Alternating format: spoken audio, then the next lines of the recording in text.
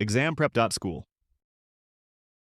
Tennessee Life Insurance Producer Exam, exam code INSTN-Life01 or OPTN-Life01. There are 4 practice exams in this series. This video covers Practice Exam 1. The first 20 questions are free. In this video, we will be covering the following major categories for Practice Exam 1.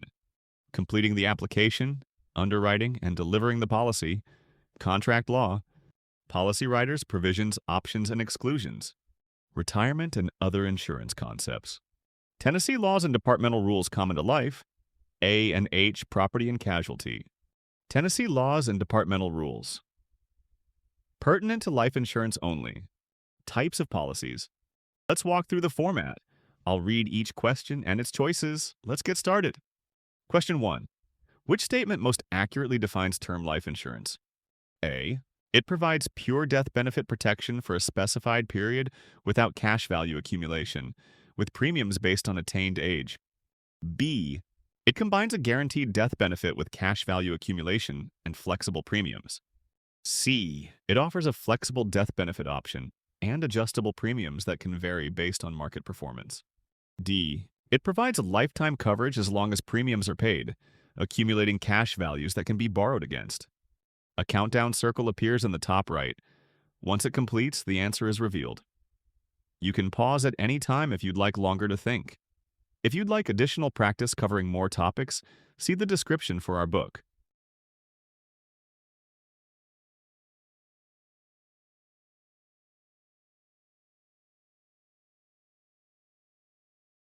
The correct answer is A.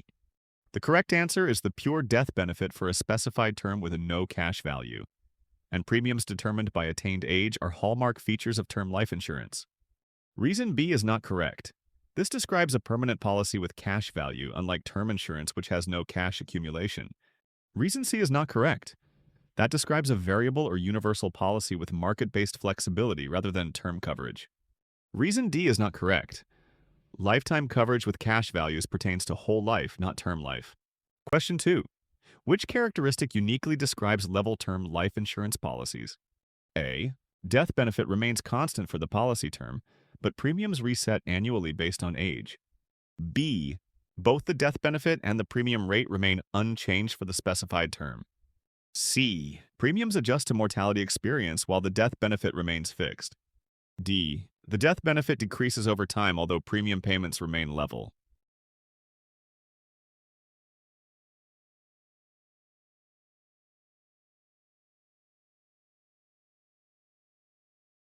The correct answer is B. Level term life policies maintain both a fixed death benefit and a consistent premium rate for the duration of the term. Reason A is not correct. Premium resets annually describe annually renewable term, not level term. Reason C is not correct. Adjusting premiums based on mortality experience is a feature of adjustable policies, not level term. Reason D is not correct. A declining death benefit with level premium describes decreasing term, not level term. Question 3. Which feature is characteristic of a decreasing term life insurance policy? A. Both death benefit and premium decrease on a predetermined schedule. B.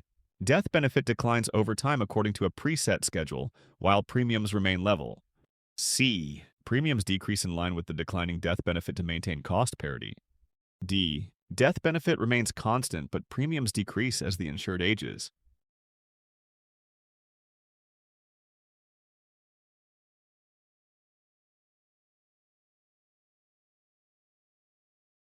The correct answer is B. Decreasing term life insurance provides a level premium, while the death benefit diminishes over the policy term, often tied to mortgage balance. Reason A is not correct. Premiums in decreasing term remain level rather than declining. Reason C is not correct.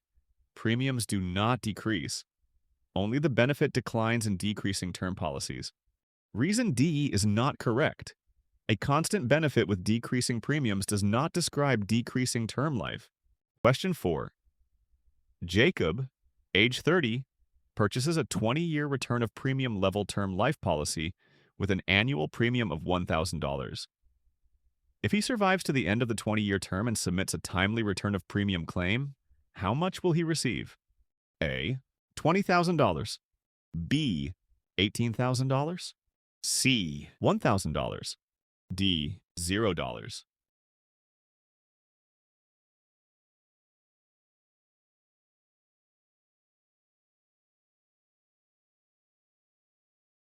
The correct answer is A.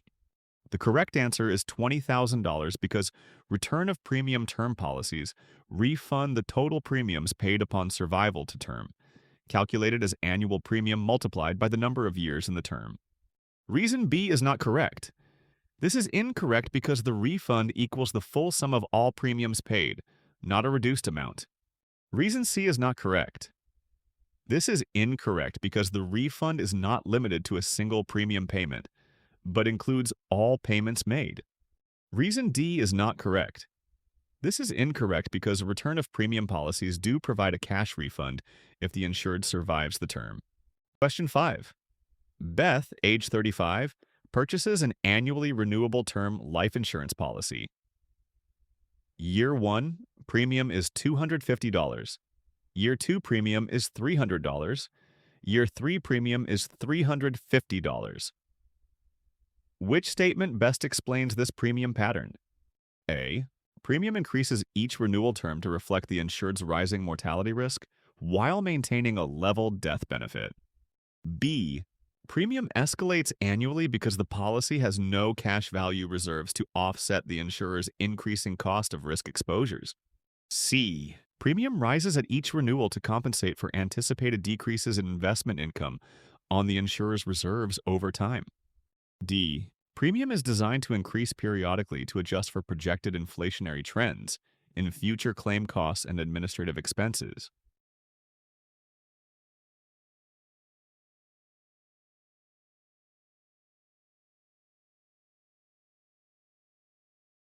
The correct answer is A. The correct answer is that premiums increase each renewal term to reflect rising mortality risk. Annually renewable term policies adjust the pure risk premium upward as the insured ages. Reason B is not correct. This is incorrect because the pattern is driven by increasing mortality costs, not the absence of cash value reserves. Reason C is not correct. This is incorrect because premium adjustments are based on pure mortality risk rather than investment income fluctuations. Reason D is not correct.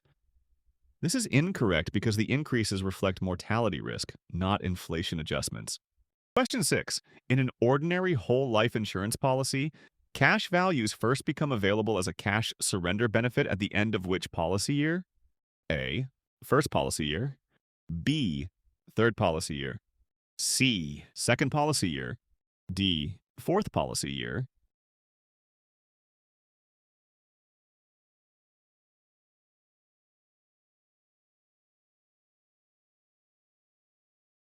The correct answer is B. In ordinary whole life, cash value accumulates gradually and non-forfeiture cash surrender value is first available at the end of the third policy year. Reason A is not correct. Cash surrender value is not available after the first year because reserves have not sufficiently accumulated. Reason C is not correct.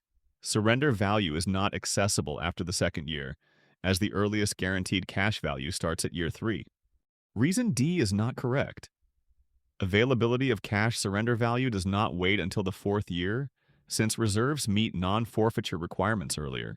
Question 7. Which statement accurately describes the premium payment pattern of a limited pay whole life insurance policy? A. A single lump sum premium is paid at issue, making the policy fully paid up immediately. B. Premiums increase during early years and then remain level for the rest of the insured's life.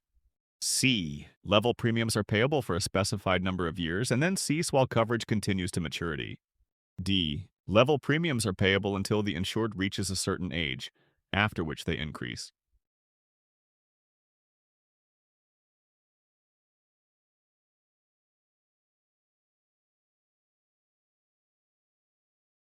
The correct answer is C. Limited pay whole life requires level premium payments for a preset period. After that period, no further premiums are due and the policy remains in force to maturity. Reason A is not correct. A single lump sum payment describes single premium whole life, not limited pay designs. Reason B is not correct. Premiums under limited pay plans remain level during the payment period and never increase. Reason D is not correct. Premiums do not resume or increase at a later age. They cease entirely after the payment period. Question 8. Which characteristic is unique to single premium whole life insurance compared to other whole life designs? A. Premiums are limited to a fixed number of years shorter than the life of the policy. B. Level premiums are payable until age 100, after which they cease automatically. C. Premium payments increase periodically based on the insurer's mortality experience. D. Premiums are payable in one lump sum with the policy fully paid up at issue.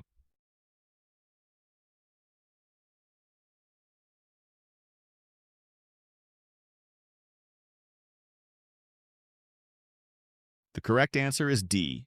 Single premium whole life requires a one-time payment at issuance, resulting in immediate paid-up status and full cash value from inception. Reason A is not correct. That refers to limited pay whole life, not the single premium form. Reason B is not correct. That describes ordinary whole life where level premiums continue until maturity. Reason C is not correct. No periodic increases occur. The single premium covers all costs up front. Question 9.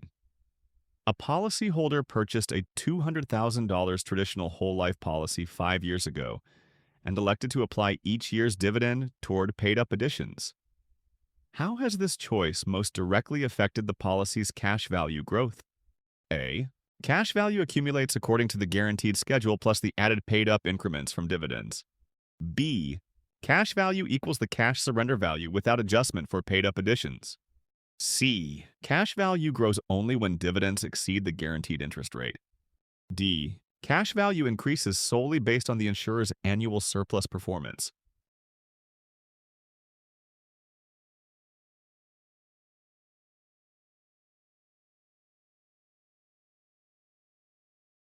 The correct answer is A. The correct answer is that cash value grows by the guaranteed schedule, plus the paid-up additions purchased with dividends, which permanently increase both the death benefit and the cash value. Reason B is not correct. Cash surrender value reflects the amount available upon surrender, and typically is less than the accumulated cash value, including paid-up additions. Reason C is not correct. Whole life dividends are not contingent on exceeding a guaranteed rate. Paid-up additions grow cash value regardless of rate differentials. Reason D is not correct. Insurer surplus influences dividend size, but whole life cash value is based on the guaranteed schedule and any paid-up additions, not solely on surplus. Question 10. A policy owner allows a whole life policy with a $12,000 cash value to lapse without selecting a non-forfeiture option. Which option will the insurer apply by default, and what coverage will it provide? A.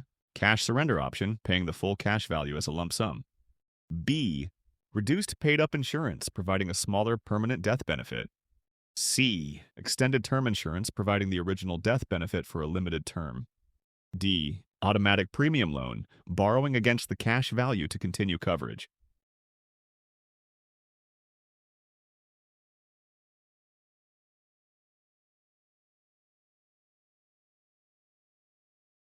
The correct answer is C. The correct answer is that if no election is made, the insurer automatically applies the extended term option, using the cash value to purchase term coverage equal to the full face amount for the maximum duration. Reason A is not correct. Cash surrender represents surrendering the policy for its value, not a default non-forfeiture election. Reason B is not correct. Reduced paid-up insurance is an elective option that yields a smaller death benefit, not the default. Reason D is not correct.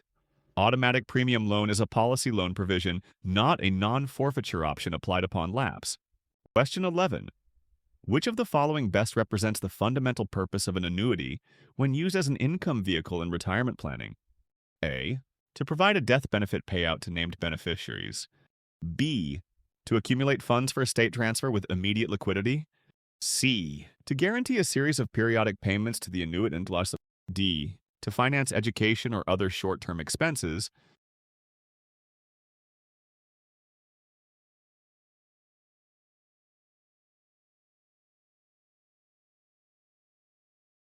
The correct answer is C.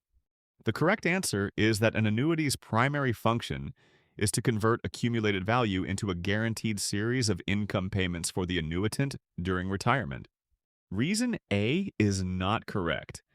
This option describes a life insurance death benefit, not the income stream annuities provide to the annuitant. Reason B is not correct. Annuities defer taxes and provide income later, but immediate liquidity for estate transfer is not their primary retirement income function. Reason D is not correct. Annuities are designed for long-term income, not short-term funding for education or other near-term costs. Question 12. Which statement accurately distinguishes a deferred annuity from an immediate annuity? A. An immediate annuity grows tax-deferred, and a deferred annuity is taxed annually on earnings. B. A deferred annuity begins payments after a specified future date beyond 1 year, while an immediate annuity starts payments within 1 year of purchase. C. An immediate annuity allows flexible premiums, whereas a deferred annuity requires fixed premium deposits. D. A deferred annuity always guarantees lifetime income, while an immediate annuity only provides fixed-term payments.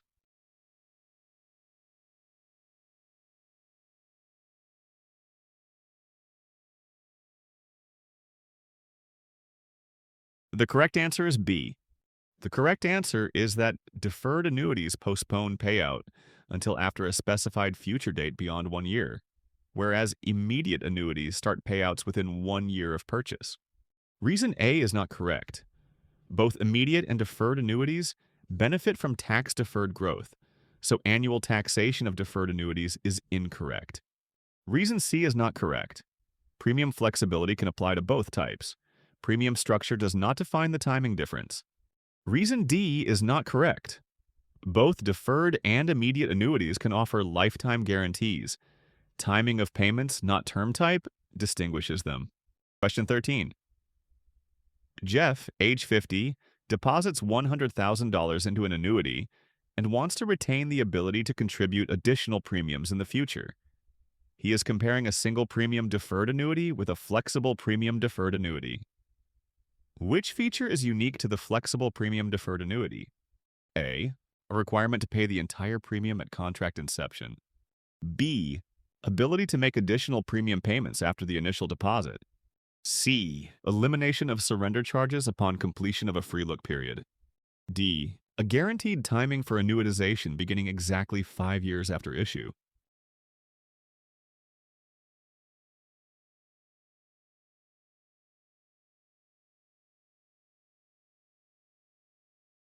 The correct answer is B.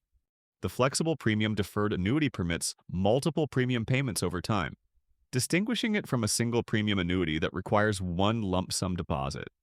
Reason A is not correct. Single premium annuities require full payment at inception, unlike flexible premium products. Reason C is not correct. Surrender charge elimination is unrelated to whether premiums can be made flexibly. Reason D is not correct. Annuitization timing provisions apply to both funding types and are not unique to flexible premium annuities. Question 14. Bill purchased a fixed deferred annuity with a guaranteed minimum interest rate of 3% for its initial 10-year guarantee period. In year 12, after the guarantee expires, the insurer declares a current interest rate of 2.5%. Which interest rate will be credited for year 12? A. 3%. B. 2.5%. C. 2.75%. D. 0%.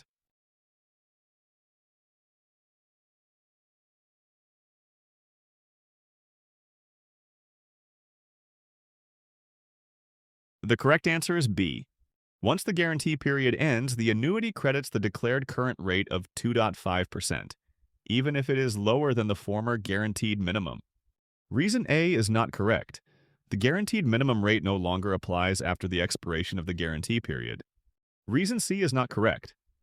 Fixed annuities do not average past and current rates to determine interest crediting. Reason D is not correct. Interest is credited based on the declared current rate, not zero, once the guarantee expires. Question 15. Which method is used to calculate premiums for a joint life first-to-die insurance policy? A.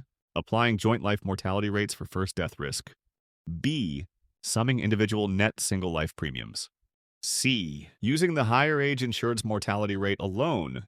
D. Employing survivorship mortality rates for last survivor death.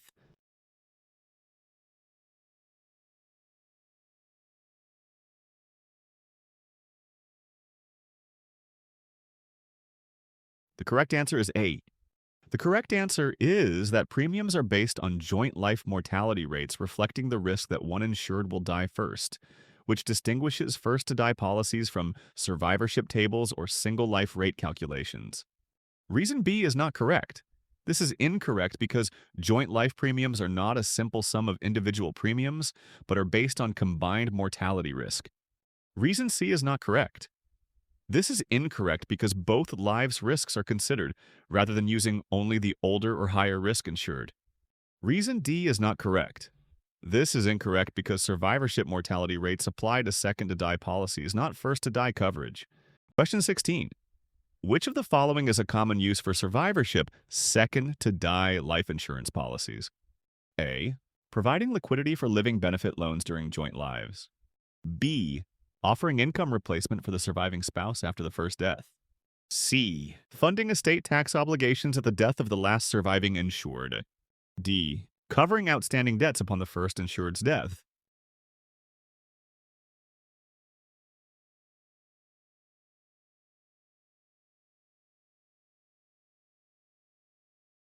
The correct answer is C. The correct answer is that survivorship policies fund estate tax obligations at the death of the last surviving insured, since benefits are payable only after both insured parties have died, making them ideal for legacy and estate planning needs. Reason A is not correct.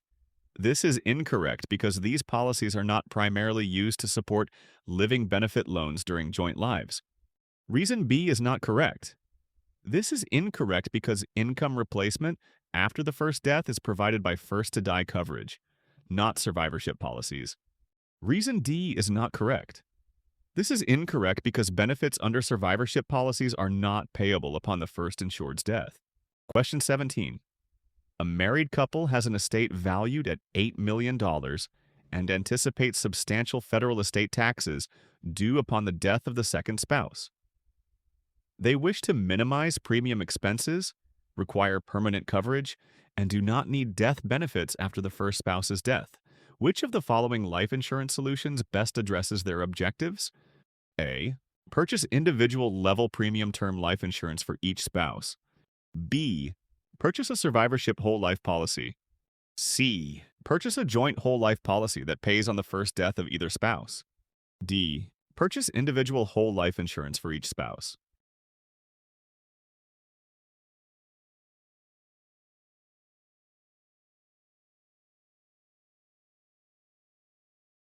The correct answer is B.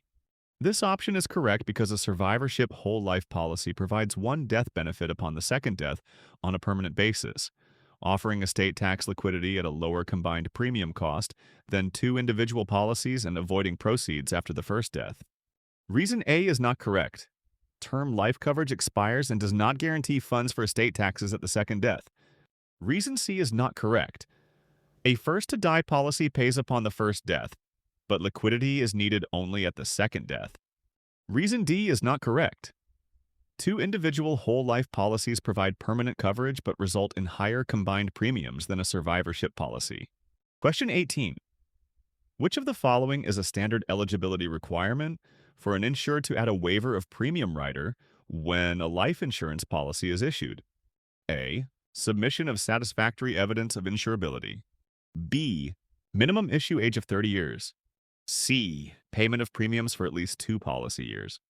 D. Completion of a 90-day active insured waiting period.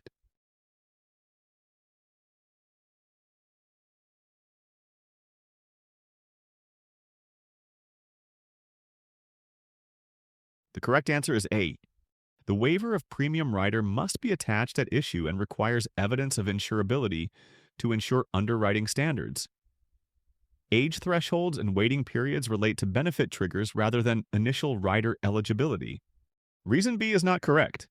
Age thresholds are set for policy issue but are not specific to rider eligibility.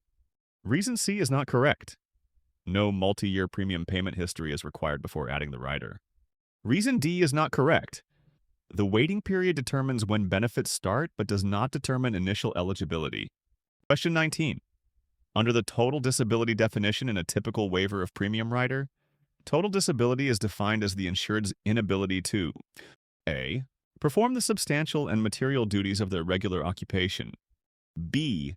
Engage in any gainful occupation for which they are suited by education or experience. C. Perform any work for compensation. D. Offering a reduced premium rate to certain insureds in the same actuarial class.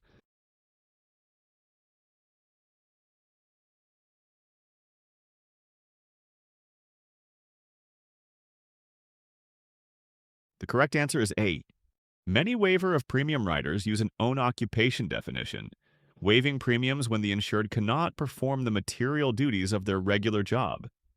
The other options describe broader or unrelated disability definitions. Reason B is not correct.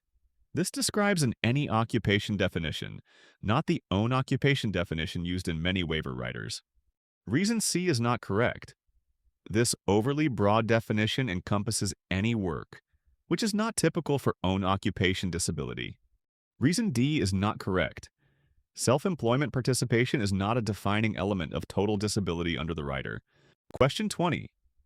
Under a waiver of monthly deduction rider attached to a flexible premium life policy, which cost component is waived during periods of total disability? A. Monthly mortality and expense charges deducted from the policy's cash value. B. Premium payments due during the disability waiting period. C. Interest accrued on outstanding policy loans. D. Surrender charges upon policy termination.